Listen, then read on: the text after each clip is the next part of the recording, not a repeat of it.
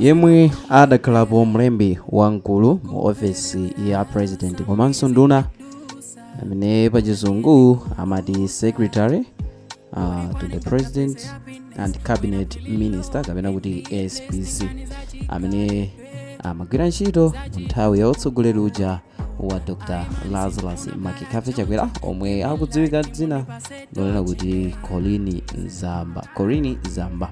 So amenewa kumawaku leroli adali ndi ulendo otuluka mdziko lino umene amapita kunja kwa dziko lino. Choncho ali ku Kamuzu International Airport imene mwachidule yamanguti Kia kumene kwa polisi ochokera ku area 30 adawapeza ndi kuwatenga amenewa colleen Zamba. Ndipo atawatenga colleen Zamba adapita nawo kumeneku ku polisi ya ku area 30 kumene apolisi afotokoza kuti cholinga chawo ndichoti akawafotokozere nkhani yomwewo awagwirira. So nkhani yayikulu ndionera kuti padakali pano apolisi sadapereke ripoti lililonse kunena kuti iwowa awatenga chifukwa chiyani. Komano zosimikizika ndi zonena kuti iwowa awatenga mu nthawi imene amayembekezeka kutuluka mdziko lino la Malawi kupita kunja. So malingana ndi yemwe akuwayimira pa mlandu amene ndi Ayuba James afotokoza kuti colleen Zamba mu ulendo wawo amapita ku Geneva kumene cholinga chawo amafuna adzere ku South Africa kuti akafike no ku Geneva kumene kumene amayembekezeka kukachita nawo attend ku graduation ya mwana wawo yemwe ali ku university ina kumeneko ku Geneva. So iwo malingana ndi Ayuba James iwonso afotokoza kuti padakali pano sadauzidwe chilichonse chimene amenewa colleen Zamba alakwa, komano boma likuwasunga kaye kumeneko ku area 30 ndipo padakali pano apolisi adakali mu nkambirano ndi iwowa colleen Zamba komanso kuwauza chimenewo awatengera. So mwina zitakhala zosakhala zachilendo kunena kuti mu nthawi yawo amenewa colleen Zamba ngati makhala mukutsatira zosiyanasiyana mapodcast mavideos ambirimbiri okhuza nkhani za ndale ndi mmodzi mwa anthu amene wakhala akudandaulidwa kwambiri mu nthawi ya ntchito yawo. So kwambiri sitili pano kulodza chala kuti iwowa ndioyipa kapena ndiotani, koma timangofuna tikupaseni chithunzithunzi cha momwe iwowa adadziwikira kwambiri pambali ponena kuti iwowa ndi mmodzi mwa anthu amene agwira ntchito maudindo akuluakulu mdziko lino, komanso chifukwa cha khalidwe lawo ndi mmodzi mwa anthu amene adadziwika kwambiri ndi kudandaulidwa pa nkhani ya momwe zinthu zawo ankayendesera. So tikukamba kuti apolisi aku area 30 akuwasunga kumeneku ku area 30 kumene atsimikiza kuti pa tsiku la lero akhala akupereka uthenga chifukwa chimene wakuwasungira kumeneku ku area 30 ndipo auza mtundu wa Malawi kuti mwina usakhale ndi kutulumuka kulikonse kuti zikuyenda maotani. So patsogolo pa video iyi tilinso ndi video imene tikufuna mumve nokha momwe adachedzera ndi lawyer amene Ayuba James amene ankalankhulana ndi mtolankhani wa ku Zodiac pamene amawafunsa zifukwa zenizeni zimene iwo awatsekera kapena chimene akuwasungirira kumeneku ku area 30. Choncho tamvetserani video imeneyo kuti mumve bwinobwino uthenga wonse umene ukuyendera nkhani yokhudza amenewa colleen Zamba. Mlembi wa mu ofesi ya nduna komanso mtsogoleri wa dziko mai colleen Zamba ndikomwe ali pamene tikamba pano ndikuti omwe akuwayimira amene ndi Sylvester Ayuba James nawonso ali konkuno pamene tikhalenso tikumva zambiri kuchokera kwa iwo kuti kodi iwowa akuwasunga kuno pa chifukwa chani. Ine ndi Dickson Chivwati Gondwe ndiponso chera patikhala tikumva kuchokera kwa Sylvester Ayuba James omwe ndi lawyer wa colleen Zamba omwe pakadali pano ali kuno ku area 30 mu mzinda wa Lilongwe kulikulu la polisi kuti timve zambiri zokhudza nkhani imene iwowatu anali ndi ulendo ndipo anawatengera kumene ku bwalo la Kamuzu mu mzinda omwe uno wa Lilongwe. Simtunda wautali kwenikweni kuchokera pomwe tili pano kukafika ku bwalo la ndege limeneli la Kamuzu.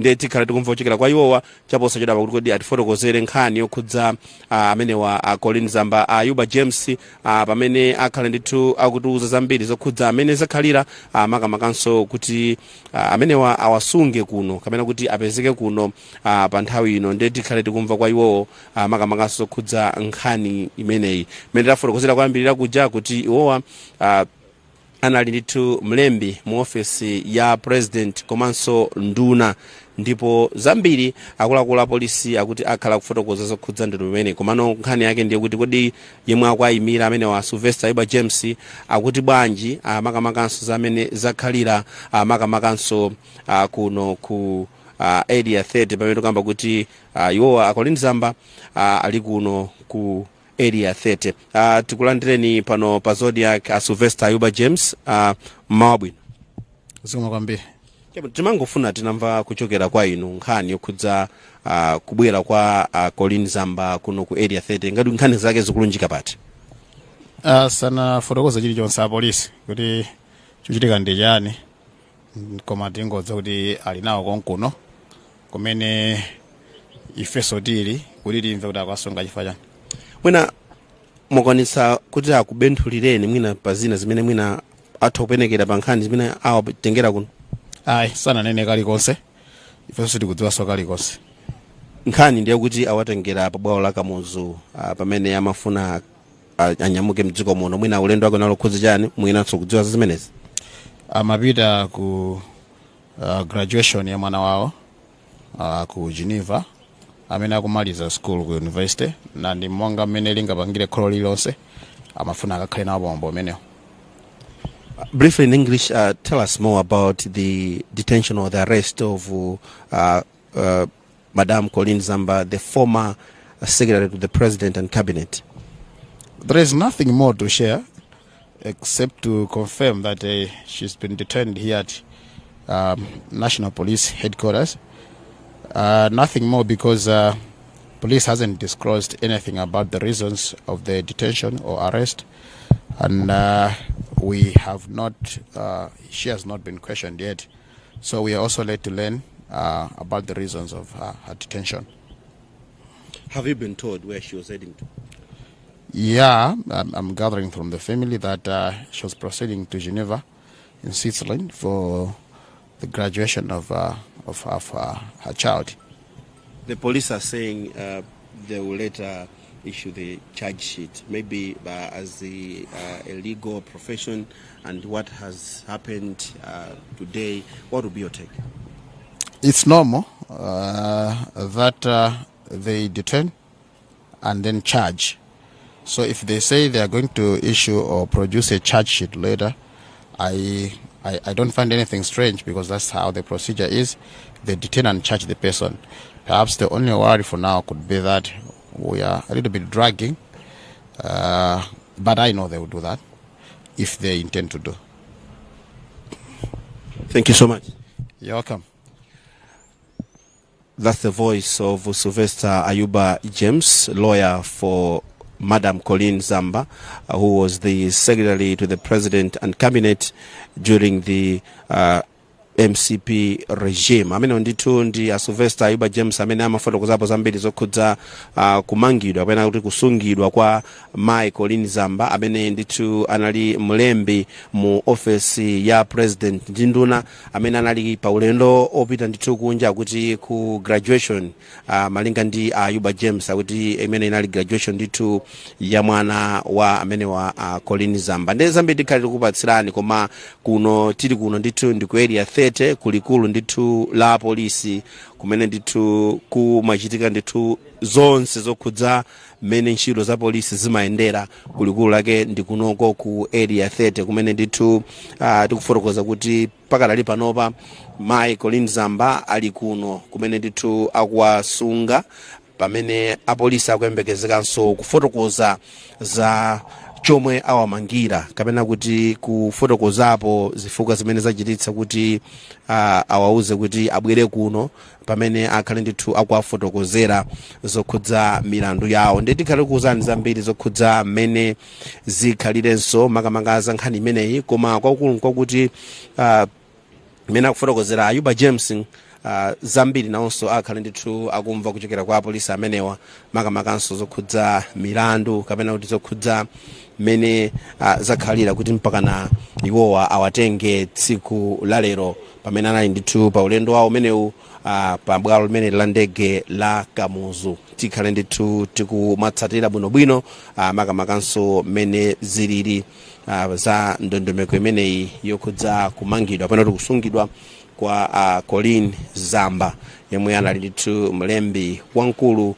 mu ofesi ya president ndi nduna. Ndi pakali pano tibwerere kwa nzathu ku area 47 sector 5 koma tikhale ndithu tikupatsirani zambiri kuchokera kuno kuti kodi akamatuluka mchipinda chomwe timakuonetsani posachedwa pa amenewa a Colleen Zamba kodi mmene mumutuluke zotani chifukwa apolisi afotokoza kale kuti akhala kufotokoza za milandu imene ndithu iwowa awatsegulira komanso mmene tamvera kuchokera kwa Sylvester James amene amafotokozaponso za mmene ndithu zilili pakali pano zakumangidwa kumeneko komanso nawonso atsimikiza kuti akhale akuuzidwa za milandu imene awatsegulira iwowa a Colleen Zamba pano. Anyway, I think mwamvetsera bwinobwino momwe afotokozera amene Ayuba James kunena kuti Colleen Zamba padakali pano monga yoloya wawo sakudziwanso kalikonse chimene akuwasungira kumeneko komano afotokoza kunena kuti palibe dongosolo lililonse limene angalibleme kunena kuti ndi momwe zimakhalira